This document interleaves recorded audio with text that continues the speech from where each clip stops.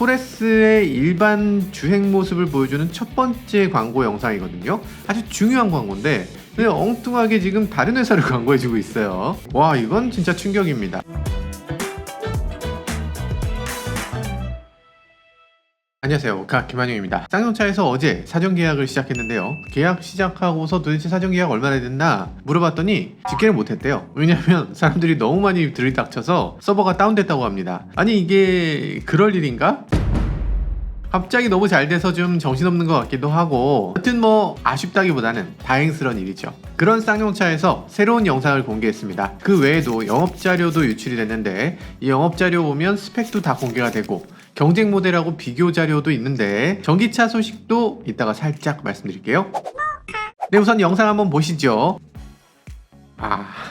이게 약간 묘하긴 하네요. 오프로드에서도 꽤 멋지고 일반도로 달릴 때도 눈길을 사로잡을 것 같은 디자인이긴 하죠. 괜찮아 보이는데? 이 왼쪽 앞에 보니까 빨간색 액센트가 있죠. 범퍼에 빨간색으로 이렇게 딱 있는 게 꽤 눈길을 사로잡아요. 이거 뭐냐면 오프로더들 보면 견인고리 같은 걸 달고 있거든요. 그래서 그 견인고리를 형상화한 건데, 보통 오프로더 견인고리들은 이렇게 튀어나와 있잖아요.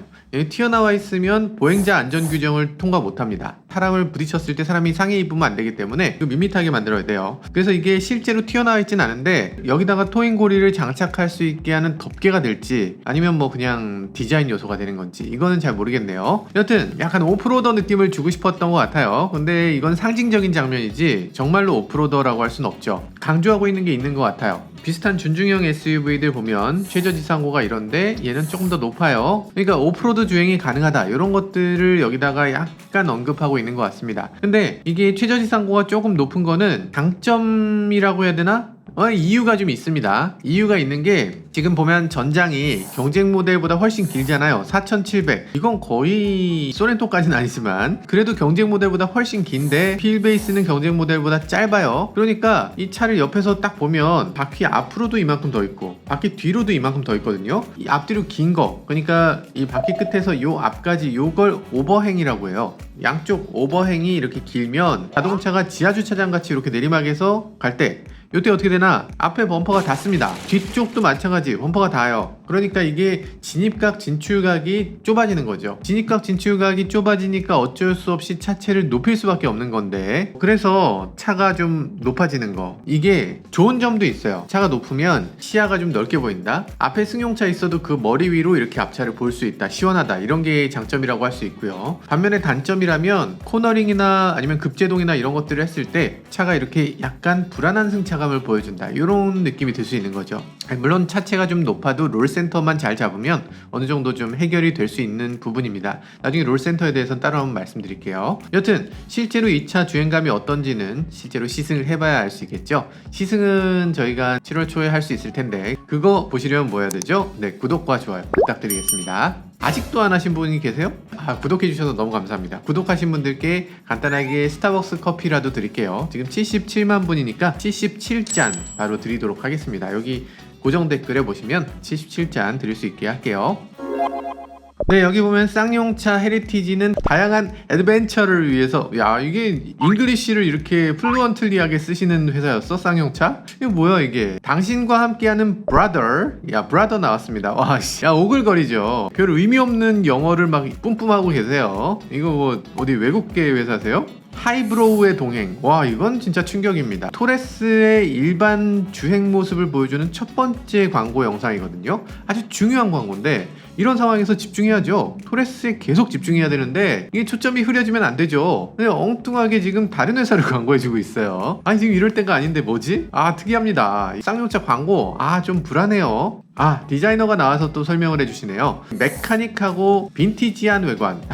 이게 무슨 말인지는 잘 모르겠지만 기계적이고 좀 오래된 것 같은 느낌이 드는 그런 디자인? 뭐 그런 건가요? 조금 더 엘레강스한 표현을 센슈얼하게 좀 해주실 필요가 있는 것 같은 그런 필링이 드네요. 네, 트렁크 여는 버튼이 어디 있나 굉장히 궁금했는데요. 야, 손잡이 부분이 이게 손잡이 맞군요. 여기 보니까 손잡이에 버튼이 있어서 요걸 누르면 열리나 보다. 예, 이런 생각이 드네요. 잡고서 위로 연다? 이게 중간을 잡고 위로 열면 살짝 좀 불편할 것 같긴 한데 옆으로 열어야 될 것 같은 걸 위로 여니까 조금 어색하지만 어쨌든 그렇습니다. 처음에 디자인 콘셉트는 옆으로 열게끔 그런 디자인 콘셉트를 만들었던 것 같긴 한데 어쨌든 뭐 양산성도 있고 뭐 기존과의 호환성도 뭐 생각해야 되고 해서 결국에 이렇게 된 것 같아요. 네, 지금 보니까 트렁크 공간이 상당하죠. 전고, 전장 굉장히 큰 차다 보니까 트렁크 공간이 아주 잘 나옵니다. 그래서 실제로 트렁크 용량을 놓고 보면 한 급 위에 소렌토보다 100리터를 더 실는다 이렇게 홍보하고 있는데 그거는 좀 아니고 그 밑에 러기지 보드가 있어서 이 러기지 보드를 제거하면 800리터가 들어간다 이런 얘기고, 소렌토도 사실 러기지 보드 있어요. 그거를 놓으면 그러면 700리터 정도, 그러니까 스포티지나 투싼보다는 훨씬 큰 게 맞고 소렌토보다는 좀 작다 뭐 이 정도로 보면 될 것 같습니다. 그냥 이 차의 포지션은 딱 스포티지 투싼과 소렌토의 그 중간 요 지점으로 보는 게 맞을 것 같아요. 전체적으로 봤을 때 굉장히 멋진데, 보닛에 보면 이렇게 톡 튀어나온 이런 부분이 하나 있죠. 아주 뭐 인상적인 부분 중에 하나인데 요게 실제로 사용될 수 있는 여지는 별로 없죠. 허머 EV라든지 뭐 브론코라든지 이런 부분 보면 이렇게 톡 튀어나와서 거기다가 여러 가지 옵션들을 붙일 수 있게 하는 그런 요소들이 있는데 얘는 그냥 디자인적인 요소로만 사용된 것 같아요. 뭐 탄탄하게 만들어졌다 이런 소문은 있는데 지금은 그냥 디자인 요소로, SUV가 좀 강해 보이는 요소로 이렇게 디자인한 것 같습니다. 그럴 것 같고요. 실내 디자인이 공개가 됐습니다. 영상을 보면요, 드디어 나왔네요. 운전석 디자인, 쌍용은 쌍용이네요. 아니 실망이라는 게 아니라 나쁜 게 아니죠. 아니 쌍용 보고 쌍용이라는데 왜? 쌍용이라서 나쁜 건 아니고요. 쌍용 특유의 인테리어 요소들이 있습니다. 화려하고 굉장히 각진 느낌, 그리고 플라스틱 느낌이 좀 많이 나는 크롬을 과도하게 붙이는 거죠.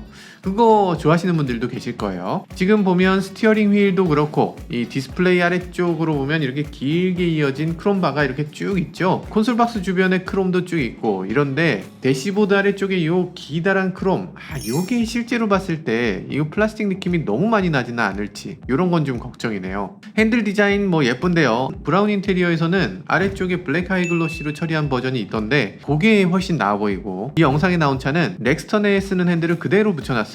일단 포스포크라는 게 장거리 이렇게 운전하다 보면 편하고 좋은데 디자인에서는 좀 올드해 보이는 면도 있는 것 같아요. 전체적으로 봤을 때 기존 쌍용차는 버튼이나 뭐 구성 요소가 너무 많아 안쪽에 복잡해서 막 불만들이 많았는데 이번엔 상당히 미니멀리즘으로 갔습니다.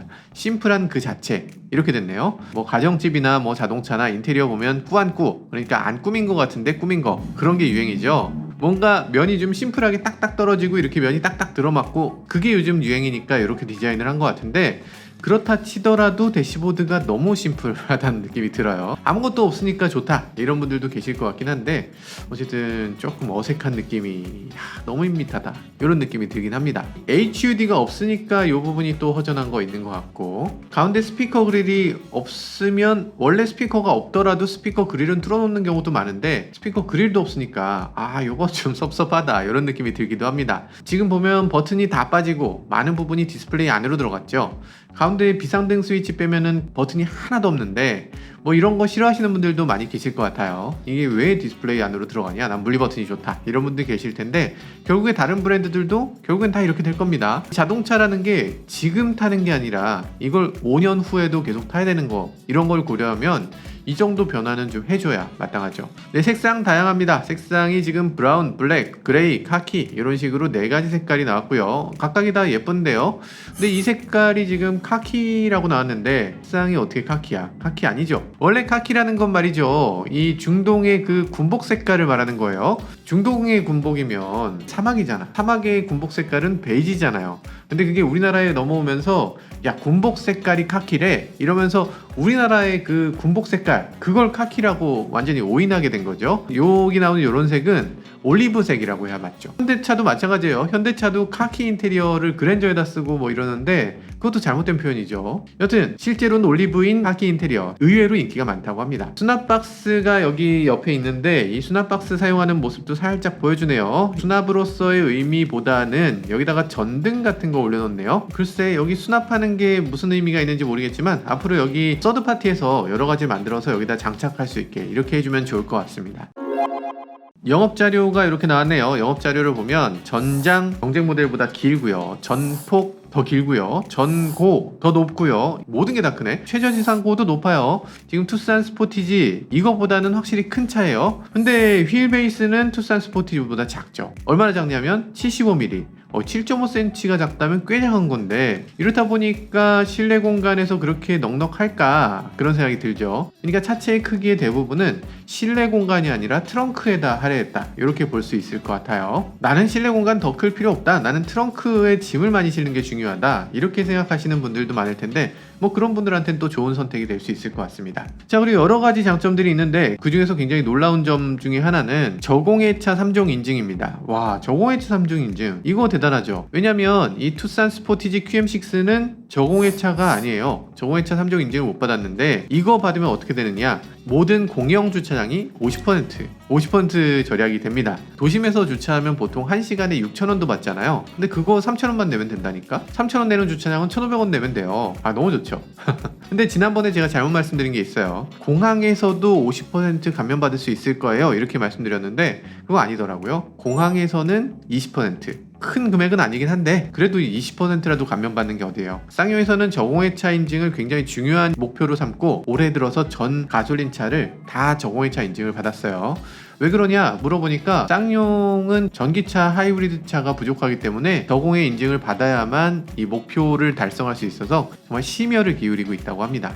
일단 토레스 연비는 아직 공개가 안 됐지만 지금 토레스 연비 분명히 11점 몇 킬로 이상이 될 것 같고요. 포란도보다 확실히 큰 차지만 연비는 아마 비슷하게 나올 수 있을 것 같아요. 네, 뒷좌석도 살짝 나왔네요. 뒷좌석도 보이는데 여기 보면 컵홀더를 컵홀더, 아 이것도 오타가 또 있으시네. 컵홀더죠. 홀더가 2개 있다고 여기다 또 자랑을 컵홀더 2개 있는 게 자랑이 되나? 전에는 없었나요? 색상은 지금 7가지 요렇게 7가지를 선택할 수 있고요. 투톤이면 5가지를 선택할 수 있는데 위쪽 컬러가 검정색으로만 선택할 수 있어서 저 같으면은 굳이 이걸 검정색으로 선택할 이유는 없어 보입니다. 나중에 정 검정색을 원하시면 랩핑하시면 되죠. 뭐 랩핑할 영역이 그렇게 큰 것도 아닌데 굳이 돈 들여서 할 필요 없을 것 같아요. 컬러도 그리고 다양하게 바꿀 수도 있는걸. 아무튼 그런 생각이 들고요. 휠은 기본이 17인치 이렇게 생겼고요. 그 위로는 18인치 이렇게 생겼습니다. 20인치 이렇게 생겼어요. 20인치가 디자인에서 가장 좋긴 한데 여러분들이 20인치 사시기 전에 20인치 시승을 한번 해보실 필요가 있어요. 지나치게 딱딱하진 않은지 이런 것들도 한번 생각해보고 그리고 휠을 선택하면 좋을 것 같습니다. 요즘 휠이 너무 커지고 있어. 너무 커지니까 차감이 막 떡떡떡떡 이러면서 가는데 난 차가 승차감이 너무 나빠서 불만이에요 이러신 분들 계신데 휠하고 타이어만 바꿔도 승차감 상당히 좋아집니다. 여기 보면 파워트레인에서 적혀 있는데요. 파워트레인에 이런 게 있네요. 출발 시 가속 성능 10% 향상. 가속 성능이 10%가 어떻게 향상됐지? 실운행 구간 60에서 120km의 가속 성능 5% 향상. 아니 어떻게 했노? 이렇게 보니까 여기 이렇게 써 있네요. 통합형 배기 매니폴드를 적용했고 엔진 저온 스타트 파워를 향상했고 전자식 순환 밸브를 적용했고 전자식 카본 배출 게이트를 적용했다. 그래요. 그리고 변속기 드래그 최소화, 이거 아이신 변속기를 갖다 쓰는 거죠.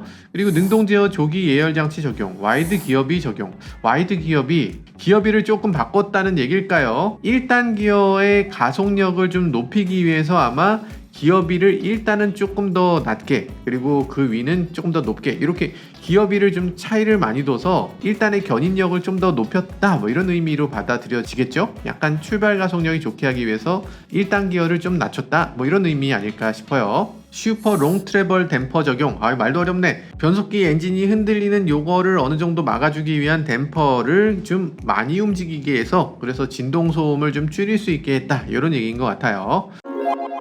네, 어쨌든 쌍용차가 간만에 좋은 자동차 만든 것 같습니다. 열심히 잘 만들었는데 마케팅은 조금 아슬아슬해요. 야, 요거 괜찮은가 하는 느낌이 살짝 있는데 그래도 지금 물 들어왔을 때 노 잘 저어야죠. 간만에 8만원 차 나왔으니까 힘내시고 화이팅 하시길 바라겠습니다. 지금까지 저는 모카 김한용이었습니다. 감사합니다. 이거라면 가능성 있죠. 요거라면 할만하다. 아니 전고를 놓고 보면 소렌토보다 토레스가 더 전고가 높아요. 그래서 키가 더 커. 최저지상고도 더 높고 키도 더 커요. 야, 토레스가 이렇게 큰 차인가? 딱 봤을 때 좀 이야 크다 이런 느낌이 절로 나올 것 같아요.